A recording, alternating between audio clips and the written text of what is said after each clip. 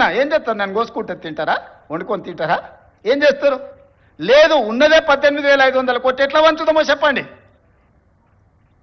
ఏది ఆపమంటారో చెప్పండి. వృద్ధాప్య పెన్షన్లు ఆపమంటారా?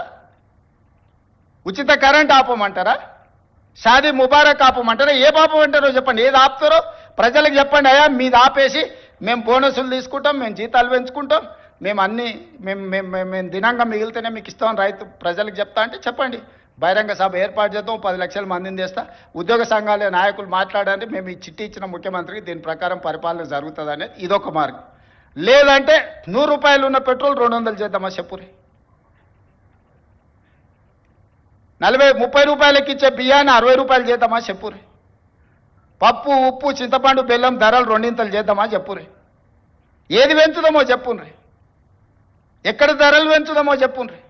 ధరలు పెంచకుండా, ఉన్న పథకాలను ఆపకుండా కొత్త కోరికలు నెరవేరవు.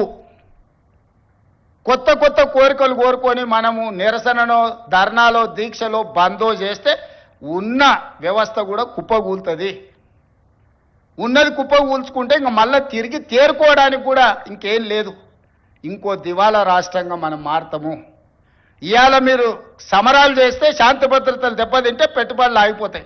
పెట్టుబడులు ఆగిపోతే నిరుద్యోగ యువకులకు ఉద్యోగ అవకాశాలు దొరకవు. విద్యా వ్యవస్థ, విద్యా సంవత్సరం వృధా అయిపోద్ది ప్రభుత్వ ఉద్యోగస్తులు సహకరించకపోతే.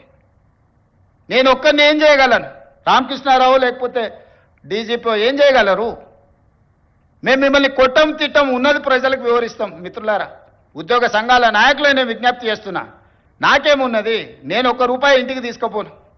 నేను మిగతాలా కాదు, నాకేం అవసరం లేదు.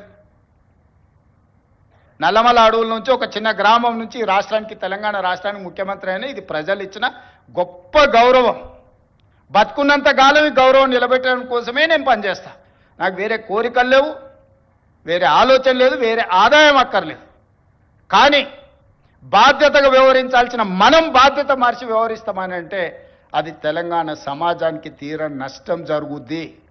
రాష్ట్రం ఆర్థికంగా బాగలేదు, అప్పు పుడతలేదు, అనా పైసా ఎవడు ఇస్తలేడు. ఎవరినైనా కలవడానికి పోతే బ్యాంకర్లు దొంగలను చూసినట్టు చూస్తున్నారు తెలంగాణ రాష్ట్ర ప్రతినిధులను. ఎవడు ఢిల్లీకి పోతే అపాయింట్మెంట్ కూడా ఇస్తలేడు, వీడు వస్తే చెప్పులు కూడా ఎత్తుకుపోతాడేమో అన్నట్టుగా ఆ పరిస్థితి ఉంది దేశం ముందల. అప్పు పుడితే నేను కూడా ఏదో ఒకటి చేసి తెచ్చిచ్చేటోను, అప్పు పుట్టట్లేదు. ఎవడు బజార్లో నమ్మడం లేదు. స్వీయ నియంత్రణనే దీనికి పరిష్కారము. ఉన్నంతలో గౌరవంగా సంసారాన్ని నడిపితే బజార్లో ఎవడైనా నమ్ముతాడు.